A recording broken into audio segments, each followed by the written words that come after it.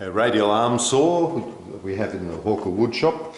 Parts of the radial arm saw are the guard, the blade, an additional guard, dust extraction, sacrificial fence, handle, start button, power isolator, engine, angle adjustment for the blade, pull it out, unlock, rotate, won't do that now.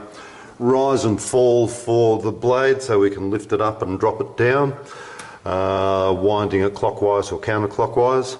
In there we have the locking nut and the collar. The sacrificial fence is currently it needs replacing. There's a big pieces missing out of here. These fences just get destroyed as you do multiple cuts through them. Extension table, continuous fence. And safety equipment when using the machine, safety glasses or a face mask, ear muffs.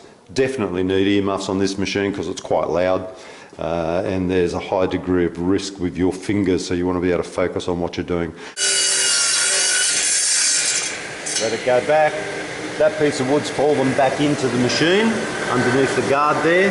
There is a chance that well, actually you can see that it's about to catch on it, and I'll show you what happens when it does. That's why we wear safety glasses. Whenever you do any adjustments to the machine, isolate the power. You can bring the blade out, it won't start. You can lock the blade in place on the arm, the radial arm. Lock it in place so that you can do any maintenance required to it or set the height, raising it up and down and so on. There's also a cable with the counterweight in there so that when you release the knob, it glides back quite readily. Whenever you use the rise and fall on the blade, always finish on, that's the down, always finish on the upstroke.